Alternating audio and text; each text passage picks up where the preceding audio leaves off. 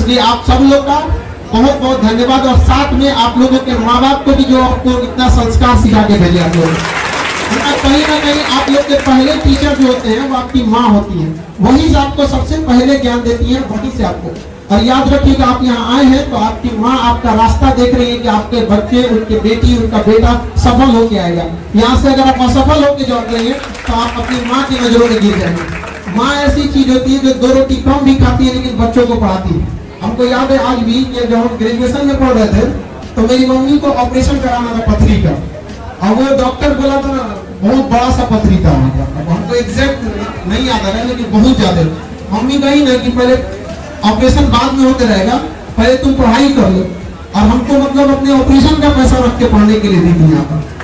तो हम बहुत टेंशन में थे। क्लास 9th में एक समय ऐसा आया था ना कि मतलब डिप्रेशन, एक 9th के लड़का को डिप्रेशन पता भी नहीं रहता, बट मेरे दादाजी जो थे वो टीचर थे। इतना ज्यादा हम डिप्रेशन में चले गए थे ना कि दादाजी से पूछे तो दादाजी हमको गोद में बैठा तो कहे कि देखो एग्जाम में सक्सेस हो ना हो ये मायने नहीं रखता है, लाइफ में सक्सेस होना चाहिए। यहाँ पर A single sheet of paper cannot decide your whole career। पढ़ाई का देखिए, शिक्षा का अर्थ होता है सर्वांगीण विकास। आप दिल से पढ़ाई करिए, हम वादा करते हैं आप छीन लीजिएगा जो आपका अधिकार बनता है।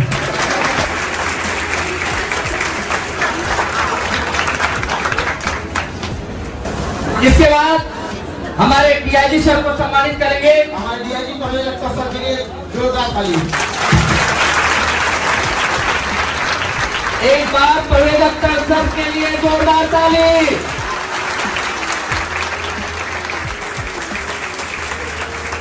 और हमारे दूरदर्शन के कवि जी जिनका आप नाम सुनते होंगे आपके सामने, सर बहुत बड़े मोटिवेशन हम सब के लिए। आपको पता होना चाहिए, आपको बता दें आपकी जानकारी के लिए, सर दिव्यांग होने के बावजूद पैर से सर को चलने में बहुत दिक्कत होता है। वहाँ पे हम क्या कहें, सर का आर्टिफिशियल पैर है और 5वें तल्ले पे चल गए। हम कहेंगे विद्यार्थी होना है तो इनका क्या कहना था पता है? इनका कहना था कि हम सर के बल चल चलेंगे, पैर तो अभी है हमारे पास। के लिए हम सबको बहुत बहुत आभारी हैं। जोरदार तालियों के साथ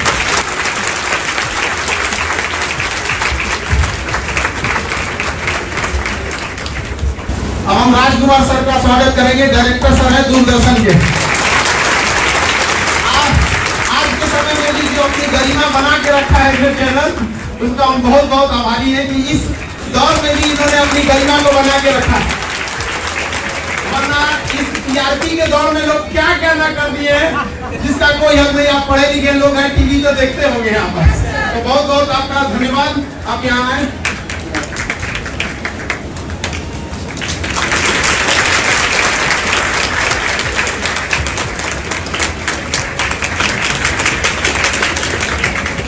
किसी को अपने के लिए समय नहीं रह गया। आज का समाज ऐसा हो गया है कि जनसंख्या डेली बढ़ रही है लेकिन दूरियां भी उसी के साथ बढ़ते जा रही है। एक वक्त था जब कई पड़ोसी साथ रहते थे और आज एक ही घर में कई पड़ोसी हो गए हैं।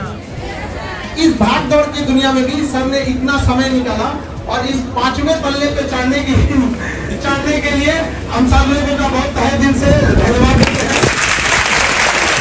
आप लोगों के लिए ध्यान दिए और हम एक एक करके सर आप लोगों को अपने अनुभवों के आधार पर आप लोगों को किस तरह से सफल होना है और आपको बातों को बताएंगे। गर्मी बढ़ रही है लेकिन जो आपके चेहरे की जो मुस्कान मैं देख रहा हूँ और हौसले की उड़ान की जो चाहत देख रहा हूँ, आकाश को छूने की जो चाहत देख रहा हूँ, उससे मेरा मन बहुत ही आनंदित हो रहा है। मुझे लगता है कि सर लोगों ने बहुत कुछ बताया है समय के बारे में, बहुत चीजें। कम समय में मैं आपको एक दो चीजें बताना चाहूंगा अपने बारे में भी कि कैसे एक संगीत का कलाकार जो पूरा वर्ल्ड घूमा कम उम्र में और लेनिनग्राड, ताशकंद, रीगा, तमाम जर्मनी, जापान और 50,000 लोगों के बीच में संगीत का परफॉर्मेंस देकर और ताली की गूंज इस कान में गूंजी, वो व्यक्ति अपने माता पिता, अपने गुरु का मान बढ़ाने के लिए अपने उस लिंग को बदल दिया। ये मैं बताऊंगा, लेकिन बच्चों आप लोगों से एक चीज मैं पूछना चाहूंगा कि आप लोग मेला में या भीड़ में जरूर गए होंगे, गए हैं ना? तो आपने एक चीज का ध्यान रखा होगा कि या तो आपके मम्मी पापा या गार्जियन आपका हाथ पकड़ के रखे होंगे, या आप अपनी उंगली उनके हाथ में दे दिए होंगे कि मेरी उंगली पकड़ के रखो। या तो माता पिता पकड़े होंगे या आप उनका हाथ को जोड़ते। इसका कारण क्या था? आप कहीं उस भीड़ में गुम ना हो जाएं, खो ना जाएं, इसलिए गुरु माता पिता आपका हाथ जोर से पकड़ा है।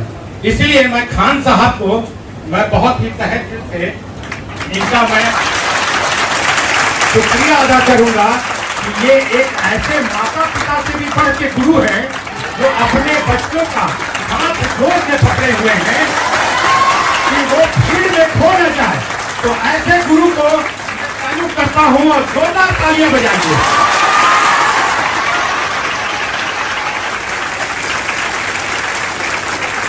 बच्चों, मैं आज एसपी साहब बैठे हैं, तमाम लोगों ने अपने अनुभव शेयर किए। मैं एक चीज ये कहता हूं कि जो बच्चा फेल हुआ वो समझ लीजिए कि उनके लिए एक इंडिकेशन है कि आप जहां के लिए आप फेल हुए हैं उससे कहीं आप आगे बढ़े। जीवन का जो असफलता है वही जीवन को सफल बनाने का जज्बा पैदा करता है। अगर आप असफल हुए तो आप अपने आप को खोजिए कि किस कारण से हम असफल हुए। क्या हमने अपने समय को सही ढंग से उसका सर्किल का निर्णय किया कि नहीं, पढ़ाई पर कंसंट्रेशन किया कि नहीं, सही चीजों को ध्यान से अपने गुरु की बातों को सुना कि नहीं। और जब उस चीज को आप खोज लेंगे तो मुझे लगता है कि अगर आप डीएसपी बनना चाहते हैं या एनडीए बनना चाहते हैं या कुछ भी, तो उससे भी आप आगे बढ़ेंगे। सही कहा कि आप अपने स्वास्थ्य का ध्यान रखें। बच्चे बेवजह बिना समय के खा लेते हैं, कभी भी सो जाते हैं, कभी भी उठ गए, बिना नहाए धोए कहीं भी जाके पढ़ने लगे, जब मन हुआ उठ गए। नहीं, समय रूटीन बनाइए। आप सुबेरे उठते हैं, सुबेरे से लेकर रात तक 24 घंटे का एक रूटीन बना हुआ होता है, और उस रूटीन को जो जीवन में फॉलो करेगा वो निश्चित ही बहुत आगे बढ़ेगा। इसमें कोई दो मत नहीं कि आईएएस, आईपीएस और यूपीएससी का ठप्पा हर व्यक्ति लगवाना चाहता है। इसमें कोई दो मत नहीं, मैं मानता हूं इसको, क्योंकि हर आदमी चाहता है उसके माता पिता किसी पद पर हो, वो चाहते हैं कि मेरा बच्चा यूपीएससी का अगर ठप्पा लग जाता, आईएएस आईपीएस बन जाता, तो मेरा जीवन 7 पीढ़ी तर जाता।